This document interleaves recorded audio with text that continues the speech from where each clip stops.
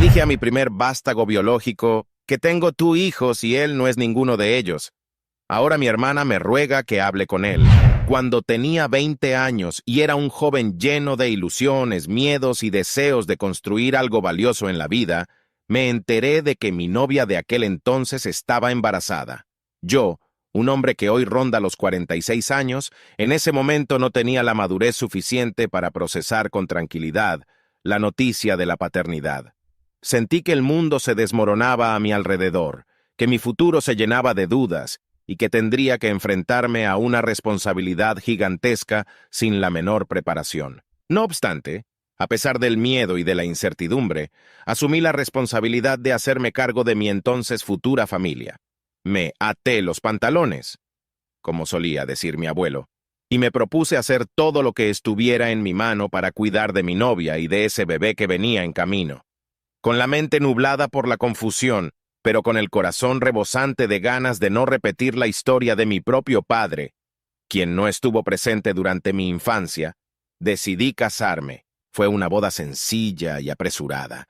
Había poco dinero, bastante nerviosismo y casi ninguna experiencia para afrontar el matrimonio ni la inminente llegada de un hijo. Sin embargo, en aquel instante creí que el amor y la responsabilidad serían suficientes para lograrlo. La vida marital, aunque llena de altibajos, no fue una tragedia inicialmente. Nos adaptamos como pudimos, tratábamos de salir adelante y sobre todo hacíamos lo posible por darle a nuestro hijo el mejor comienzo en este mundo. Durante los primeros años tuve en mi hijo, quien por aquel entonces era solo un niño, la motivación que necesitaba para esforzarme en cada faceta de mi vida. Trabajaba a tiempo completo en un empleo que, si bien no era el más remunerado, al menos nos daba un sostén básico. Además, asistía a la universidad por la noche con la esperanza de que, al finalizar mis estudios, pudiera escalar en mi carrera profesional y mejorar nuestras condiciones. Esos años, por difíciles que fueran, me enseñaron mucho sobre la paternidad y sobre la fortaleza que uno puede encontrar en el amor hacia sus hijos. Mi niño fue mi mayor motor. Su sonrisa, sus pequeñas palabras balbuceantes, sus pasos titubeantes al aprender a caminar. Cada instante con él era un nuevo impulso que me recordaba por qué estaba luchando. A pesar de que las cuentas se acumulaban y de que mi esposa y yo teníamos nuestras discusiones, como cualquier pareja joven con responsabilidades, me esmeraba por ser un papá presente. Me recordaba a diario que no quería repetir la ausencia de mi propio padre. Sin embargo, el matrimonio no resultó ser el cuento de hadas que en algún rincón de mi corazón había esperado. 8 años después de aquella boda, mi mundo se volvió a sacudir drásticamente. Descubrí que mi esposa me estaba engañando. Un día normal, al llegar a casa más temprano de lo habitual, encontré pistas demasiado claras para ignorar. Mi intuición se había encendido en las últimas semanas, notaba comportamientos extraños, distancias nuevas e inexplicables. Pero jamás quise creer que la persona con la que me había casado y con la que estaba intentando construir una vida podría traicionarme de esa manera. Cuando la confronté, se desató una discusión terrible, con llantos, gritos y reproches. Mi decisión fue terminar el matrimonio. Sentí que cualquier posibilidad de reconciliación o de diálogo sincero se había roto con su engaño. Aún así, mi hijo seguía siendo lo más valioso en mi vida. Era mi tesoro, así que, aunque su madre y yo estábamos divorciándonos, yo quería mantener mi papel de padre activo y amoroso, sin que mis conflictos con ella interfirieran en la relación con mi niño. Nos organizamos para la crianza compartida. Mi hijo estaría conmigo los fines de semana y con ella durante los días de semana. Cumplía con puntualidad, lo recogía a la hora acordada y me aseguraba de que nuestro tiempo juntos fuera de calidad. Incluso, cuando el cansancio de trabajar a tiempo completo y de asistir a clases universitarias me agobiaba, encontraba la energía para jugar con él y hacerle sentir que era mi prioridad. Al principio, todo parecía fluir. Mi hijo se adaptó relativamente bien a la situación. Teníamos juegos, salidas económicas pero divertidas, muchas risas y algunos planes improvisados de última hora. Los recursos eran escasos, pero la creatividad abundaba. Mis padres, los abuelos de mi hijo, también estaban encantados de pasar tiempo con él. Se veían a sí mismos reflejados en ese pequeño que jugaba en el patio y corría por la casa con una alegría que nos contagiaba a todos. Sin embargo, las cosas cambiaron cuando mi hijo cumplió 11 años. Para entonces, su madre había encontrado una nueva pareja. Este hombre era económicamente muy estable. Poseía un buen trabajo, un buen sueldo y podía costearle a mi exesposa y a mi hijo viajes, paseos y actividades que yo, en mi difícil situación, no alcanzaba a cubrir. Empecé a notar que mi hijo, poco a poco, prefería quedarse los fines de semana con su madre y el nuevo novio de ella, a unirse a mis planes más sencillos. Al principio lo comprendí. ¿Qué niño de 11 años no preferiría un fin de semana con actividades caras y divertidas a uno con planes modestos? Traté de ser flexible y no presionar, pues confiaba en que mi relación con mi hijo se basaba en algo más fuerte que la diversión superficial.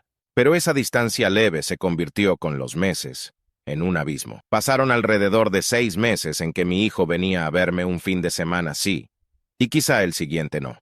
Después fue un fin de semana al mes. De pronto, después de unos 9 meses de la nueva relación de su madre, dejó de venir por completo. Empecé a llamarlo, a buscarlo en su escuela, a dejarle recados, a pasar por su casa con la esperanza de verle la cara y pedirle que no se alejara. Durante 3 meses insistí, supliqué, lloré y rogué que me dieran alguna explicación.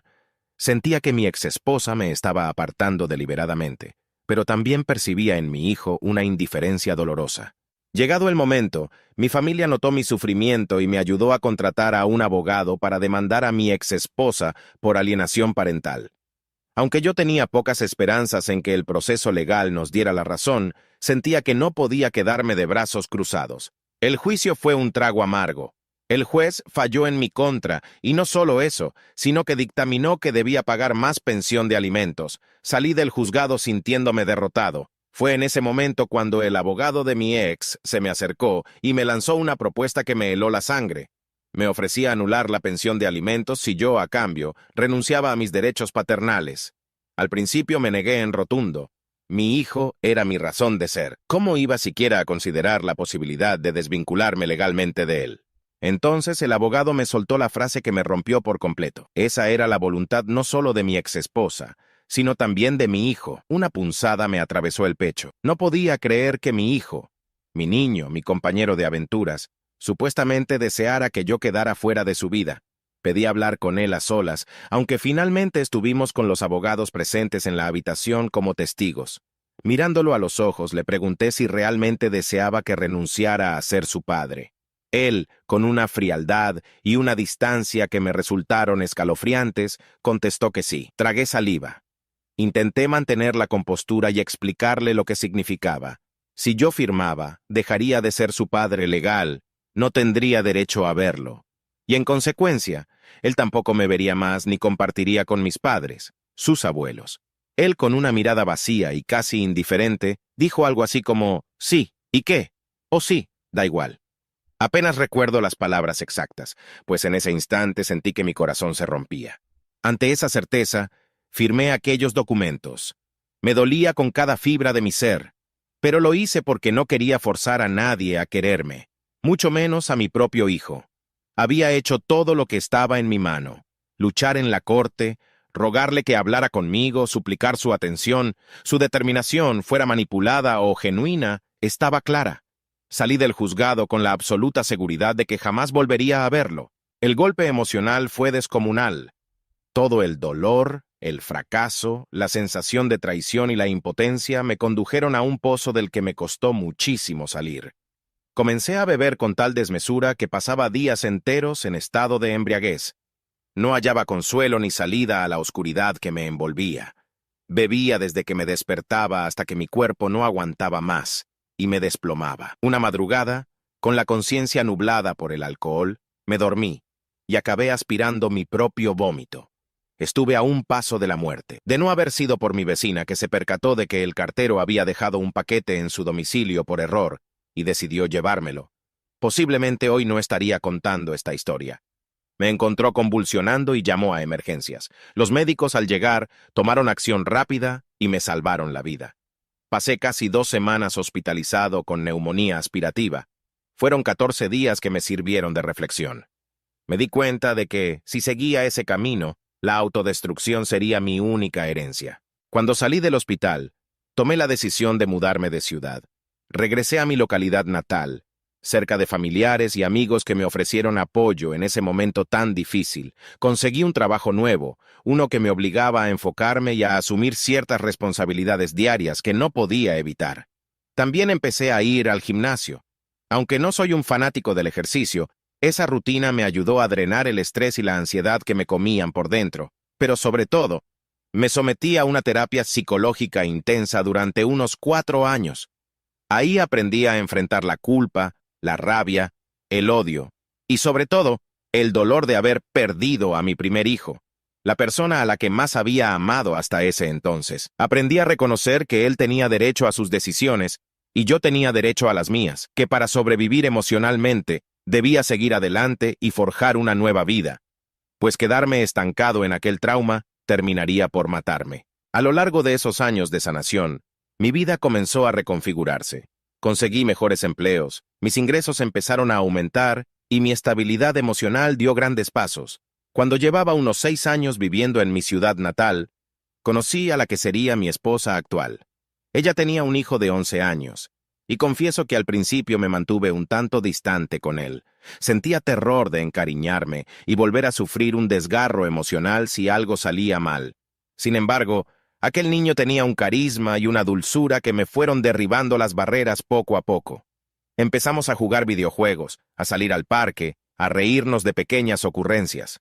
Noté que él también necesitaba una figura paterna, ya que su padre biológico se había marchado cuando el niño tenía apenas 5 años y nunca más dio señales de vida. Con el tiempo me enamoré no solo de mi esposa, sino también de su hijo. Descubrí que tenía la fuerza emocional para volver a ser figura paterna de un niño que me necesitaba. Cuando él cumplió 18 años, me sorprendió con un regalo que jamás olvidaré. Me pidió que lo adoptara legalmente. Ni en mis sueños más optimistas pensé que ese día llegaría. Sin dudarlo, acepté. Fue, sin duda, uno de los días más especiales de mi vida, quizá a la par del nacimiento de mis otros hijos. Ese acto de confianza y amor me devolvió la fe en mí mismo. Comprobé que no era un hombre irremediablemente roto y que podía construir lazos familiares profundos y significativos. Mi vida empezó a florecer de nuevo. Me casé con esa maravillosa mujer y con el paso de los años tuvimos 2 hijos biológicos, un niño que ahora tiene 4 años y una niña de 18 meses. Además, mi hijo adoptivo, de 19 años, se enlistó en la infantería de Marina, lo que me llena de orgullo y admiración. Veo cómo mi familia, compuesta ahora por mi esposa, mis 3 hijos y yo, ha crecido en un ambiente de armonía, amor y respeto. Mis logros laborales también despegaron y conseguí ascensos en mi carrera que me permitieron brindarle a mi familia la estabilidad que siempre soñé. Me considero un hombre afortunado, un caso de superación que pasó de estar al borde del abismo a convertirse en un padre comprometido y en un esposo ejemplar. Durante todos estos años, corté todo vínculo con mi vida anterior. Dejé de preguntar por mi exesposa, por su familia y, por supuesto, por mi primer hijo biológico. Fue parte del proceso de sanación que mi terapeuta me sugirió. Me costó al principio, porque aún me asaltaban la nostalgia y las preguntas sin respuesta, pero poco a poco aprendí a dejar atrás esa historia. Por eso casi me desmayé cuando hace unas 3 semanas recibí una llamada telefónica en mi oficina de alguien que reconocí de inmediato. Era mi excuñada, la hermana de mi exesposa. Su voz se escuchaba apagada y me informó que mi exesposa había fallecido. No me dieron detalles, ni me interesé en pedirlos. Sencillamente respondí de acuerdo, y colgué. Fueron cerca de 14 años sin escuchar nada de ellos, 14 años de silencio que habían permitido que cicatrizara, al menos en parte, la herida. No tenía ni un ápice de curiosidad en reabrir esa puerta. Los días transcurrieron con normalidad hasta que el 4 de este mes sucedió algo que no esperaba. Estaba en casa, preparándome para salir con mi familia a un día de campo, y sonó el timbre de la puerta. Cuando miré por la ventana, reconocí una silueta que me resultaba inquietantemente familiar, aunque casi no la recordaba. Era mi primer hijo biológico, el muchacho que yo crié durante sus primeros 11 años, hasta que me pidió que firmara mi renuncia a ser su padre. Abrí la puerta y él, con un tono vacilante, me dijo: «Hola, soy tu hijo». Sin pensarlo 2 veces, le respondí con total frialdad que yo tenía 2 hijos varones y que él no era ninguno de ellos. Acto seguido, le pedí que se fuera de mi propiedad y cerré la puerta. Sentí un temblor interno. Parte de mí quería llorar, otra parte sentía rabia, y otra, la que había sobrevivido a los años más duros, se mantenía firme en no permitirle que reabriera una herida que me había costado la vida cerrar. No me importó ver su cara de incredulidad mientras yo daba un portazo que simbolizaba, en mi mente, el fin de cualquier reencuentro. Instantes después, lo vi alejarse. Respiré profundamente. Me esforcé por no ceder a la conmoción y me dispuse a seguir con mi día. Inmediatamente informé a mi familia de lo que había sucedido, con un mensaje de texto general. Les advertí que no deseaba tener contacto con él y que me vería obligado a cortar lazos con cualquier persona que le brindara mi información o mi ubicación, porque no estaba dispuesto a enfrentar esa historia otra vez. Recordé cómo mi madre, en su lecho de muerte, lloró por la pérdida de ese nieto. El daño que aquello causó en mí es indescriptible. También rememoré la noche en que casi muero ahogado en mi propio vómito, deseando no despertar más para no sentir la pena de haber perdido a mi hijo. Pero en terapia aprendí que, si él ejerció su derecho a quererme fuera de su vida, yo tengo el mío de no querer reanudar ese vínculo después de tanto tiempo. Me costó sangre, sudor y lágrimas rehacer mi existencia, y ahora tengo otra familia a la que amo y protejo. Algunos podrían argumentar que era solo un niño de 12 años cuando me rechazó y que quizá estaba manipulado por su madre y el nuevo hombre que se integró a su familia. Sin embargo, han pasado 14 años desde la última vez que hablamos. Durante todo ese tiempo no hizo ni un solo intento de comunicación. Ahora que su madre ha muerto, supongo que me ve como un clavo ardiendo al que aferrarse. Pero lo siento, yo ya no soy aquel hombre que dejó las puertas abiertas. Si hubiera querido hablar conmigo antes, habría tenido tiempo de sobra para hacerlo. Sería distinto si, con 16 o 18 años, se hubiera presentado y dicho: «Papá, estoy confundido, quiero hablar», pero apareció a los 26, como si nada hubiera ocurrido, como si el dolor y el infierno que atravesé no hubieran dejado huella en mí. Y lo cierto es que dejaron más que huella, casi acabaron con mi vida. Mis seres queridos entienden en gran medida mi posición. Mi esposa actual e incluso mis suegros me apoyan en mi decisión. Consideran que remover todo ese pasado no nos traerá más que conflictos emocionales y podría desestabilizar la armonía de la familia que con tanto esfuerzo hemos construido. Mi hijo adoptivo, el de 19 años, quien conoce mi historia, también opina que debo proteger mi corazón. Él ha escuchado mis llantos en noches difíciles, aunque no supo en carne propia la magnitud del dolor que sentí cuando perdí a mi primer hijo. No obstante, mi hermana, a quien amo profundamente, confesó que ha estado siendo un puente de información entre mi excuñada, ahora viuda de mi exesposa, y mi primer hijo biológico. Según parece, ella se apiadó de él, y no podía negar la información si se lo pedía con ruegos y lágrimas. Tras la visita de mi primer hijo, él la llamó para desahogarse, y mi hermana dice que lo sintió muy afectado. Ahora me ruega que, por la memoria de nuestra madre, le dé una oportunidad a este joven de 26 años. Me insiste en que tal vez las cosas son distintas, que quizás se ha dado cuenta de un error y quiere enmendarlo, pero yo no encuentro razones para creer que de esto pueda surgir algo bueno. Respeté su decisión cuando me dejó a un lado. Fue él quien, con 12 años, pronunció un sí y que me desgarró. Desde entonces, la relación se rompió de forma irreparable. En mis sesiones de terapia, aprendí que tengo todo el derecho a conservar mi paz mental y a proteger a mi familia presente de cualquier situación que pueda lastimarnos. Intenté transmitirle esto a mi hermana, aunque ella sigue empeñada en que, por la memoria de mamá, yo debería, al menos, escuchar lo que mi primer hijo biológico tiene que decir. Pero ¿qué podría decirme que borrara 14 años de ausencia y me reparara el corazón destrozado? Ni un arrepentimiento sincero borraría las noches en vela, el llanto incontrolable, la humillación en los juzgados, la devastación emocional. No es venganza, es simplemente poner a salvo la vida que con tanto esfuerzo he reconstruido. A veces, cuando me quedo solo por las noches, asoma una pequeña duda. Me pregunto si no estaré siendo demasiado duro. Recuerdo a aquel niño de 11 años que amaba mis historias, que corría con mis padres en el jardín, que me esperaba en la puerta cuando yo regresaba de trabajar. Una parte de mí, quizá la parte más nostálgica, extraña a ese pequeño que me convertía en superhéroe y me hacía sentir que por fin la ausencia de mi propio padre no se repetiría. Pero luego me recuerdo que ese niño creció y que un día, mirándome directamente a los ojos, me pidió que lo dejara libre de mí. Aceptar su deseo significó quebrarme, tocar fondo, casi morir. Me tomó años de trabajo interno poder pronunciar su nombre sin romper a llorar. Y, aunque en la superficie parezco tranquilo y seguro de mi decisión, la realidad es que el simple hecho de pensar en su reaparición me produce una punzada en el pecho. Hoy, mi hermana me ha enviado varios mensajes con fragmentos de una conversación que tuvo con él, donde él supuestamente expresa arrepentimiento y dolor por haberme apartado de su vida. Habla de malas influencias, de no haberse dado cuenta de lo que perdía, de presiones familiares. Alega que su madre y el nuevo hombre que la acompañó todos esos años le pintaron un escenario en el que yo era el villano y que él, siendo un niño, no tenía la madurez para cuestionarlo. Ahora, tras la muerte de su madre, dice sentirse perdido, con la necesidad de buscar sus raíces y de entender quién es su padre biológico.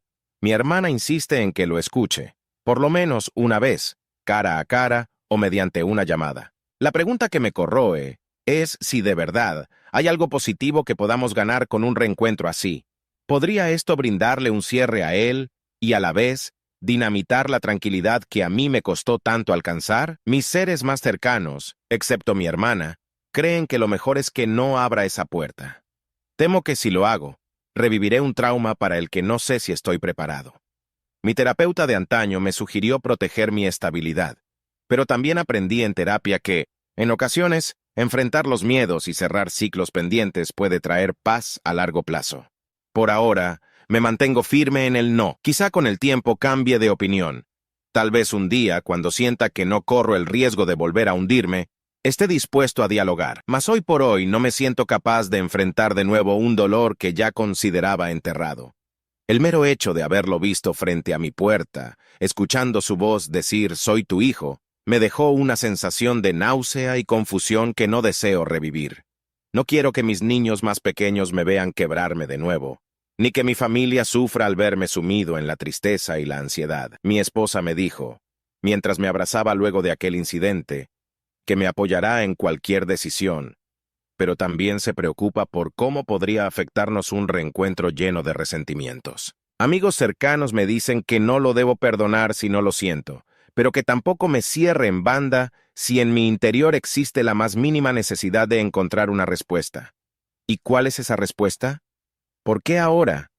¿Por qué después de 14 años de silencio? ¿Por qué no buscó ayuda antes? ¿No me escribió una carta o un correo electrónico en la adolescencia, cuando quizá aún tenía un vínculo más fresco conmigo? No tengo esas respuestas, y no sé si me aliviaría conocerlas. A estas alturas, siento que él tuvo su derecho a elegir en su momento, y eligió apartarme de su vida por completo, que yo, luego, tuve que sobrevivir a su ausencia y reconstruirme, y que ahora, con 26 años, me pide un reencuentro que no me suena ni un poco beneficioso. Quizá no se trate de beneficio, sino de humanidad, pero reconozco que estoy demasiado herido, aunque trate de actuar con entereza.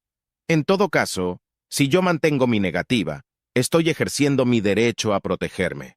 No lo odio, ya no. Simplemente me da miedo abrir esa puerta y que todo ese dolor regrese. En este punto, sé que mi hermana sigue muy afectada. Se siente culpable por haberle dado mi información y por desencadenar esta situación. Ella me pide una tregua. Suplica que lo reciba al menos una vez. Me dice que me acompañaría, que estaríamos en un lugar neutral, que no tiene por qué ser en mi casa si eso me perturba. Sin embargo, mi determinación de no volver a involucrarme sigue inamovible. No sé si será definitiva o pasajera. Tal vez con el tiempo me ablande, o tal vez este sea el final de la historia. En el fondo me duele por él. No soy un monstruo. Aún lo recuerdo como un niño risueño, con el que compartí aventuras, paseos y momentos únicos. Pero aquel capítulo final, en el que me pidió que lo dejara libre de mi apellido, me rompió de tal manera que, aunque intenté salir adelante, una parte de mí se quedó congelada en la desconfianza y el recelo. No puedo olvidar cómo me miró cuando me dijo que quería al novio de su madre como padre. Esa mirada fue como un puñal. Y fue real. No estoy seguro de qué pasará mañana. No sé si la culpa, la compasión o el amor sepultado me impulsen a buscarlo. De momento, mi familia y yo hemos acordado que no deseamos contacto. Les pedí que si alguien llega a localizarlos, remitan todo a mi hermana, que fue la que abrió este canal de comunicación, y que ella decida si lo gestiona o no. Así, yo no tengo que lidiar con este tema a diario. Es una especie de punto medio entre mi propia protección emocional y la empatía hacia él, porque tampoco quiero que él aparezca en mi puerta cada 2 semanas. La pregunta final que me hago, y que, por cierto, dejo en el aire, es si realmente hay algo bueno que pueda surgir de un encuentro. ¿Acaso hallaríamos paz? ¿Podríamos entendernos y dejar atrás años de resentimiento? ¿O simplemente generaríamos un nuevo conflicto que abriría viejas heridas? Por ahora, mi respuesta es que no lo sé, y no estoy dispuesto a arriesgar mi frágil estabilidad. Quiero mantener protegida a la familia que he formado y que tanto bien me ha hecho. Me gustaría pensar que con el paso del tiempo, si de verdad él siente arrepentimiento sincero, si sus motivaciones no son solo económicas o de conveniencia, podría tomar la iniciativa de buscar una conversación más meditada, una carta, un correo, algo que no sea simplemente plantarse en mi puerta y remover 14 años de dolor de un tirón. Pero eso, de suceder, tendría que ser un proceso lento, en el que cada uno ponga sobre la mesa sus heridas y temores. Y no estoy seguro de que él esté dispuesto a un proceso así, ni de que yo tenga la fuerza para llevarlo a cabo sin derrumbarme. Mientras tanto, me quedo con mi realidad. Tengo una esposa maravillosa, un hijo adoptivo que me pidió ser su padre con 18 años, un niño pequeño de 4 años y una niña preciosa de 18 meses. Somos una familia unida, feliz a pesar de las dificultades diarias, y tengo un trabajo que me motiva. Conservo amigos, y mis suegros son personas que me han acogido como a un hijo. Después de tocar fondo, he logrado encauzar mi vida y sentirme orgulloso de lo que he construido. Y sí, todo eso ocurrió sin la presencia de mi primer hijo biológico, quien me dejó atrás cuando tenía 11 años. Los fantasmas del pasado a veces vuelven, y con ellos regresan recuerdos y emociones que creía superados. Pero sé que mi bienestar actual y el de mi familia es primordial. Así que por ahora no veo ninguna ventaja en conceder ese encuentro que él dice anhelar. Quizá haya quien me tache de egoísta o de resentido. Tal vez lo sea. Sin embargo, en terapia aprendí que, al final, cada persona gestiona el dolor a su manera y que, si algo o alguien te hizo añicos y te costó media vida volver a levantarte, no estás obligado a exponer tu corazón a la misma tormenta por el simple hecho de lazos de sangre. Sí, es cierto. Lo quise muchísimo. No hay duda. Fue mi motor y mi razón de vivir durante 11 años. Pero en aquel entonces también aprendí que el amor propio y el instinto de supervivencia deben prevalecer cuando todo se derrumba. Aprendí que tengo derecho a renacer y a construir mi felicidad de nuevo, aunque eso implique puertas cerradas en el camino. En definitiva, mi historia de superación me ha enseñado a valorar, sobre todo, mi salud mental y la paz de mi hogar. No siento que deba nada a nadie. Quien elige apartarme de su vida no puede luego regresar a exigir un espacio en la mía sin más. A lo mejor esto suena duro, pero es la verdad que he forjado para resistir y para hallar la serenidad. Entonces, ¿hay algo bueno que pueda surgir de un reencuentro con ese muchacho que un día fue mi hijo biológico, después de 14 años de silencio y dolor? No lo creo, no al menos en este momento de mi vida. Si las cosas cambian en el futuro, si el diálogo se vuelve necesario, o si en mí brota la curiosidad por escuchar su historia, tal vez lo reconsidere. Pero hoy por hoy, prefiero conservar intacto todo lo que he construido a base de esfuerzo y lágrimas.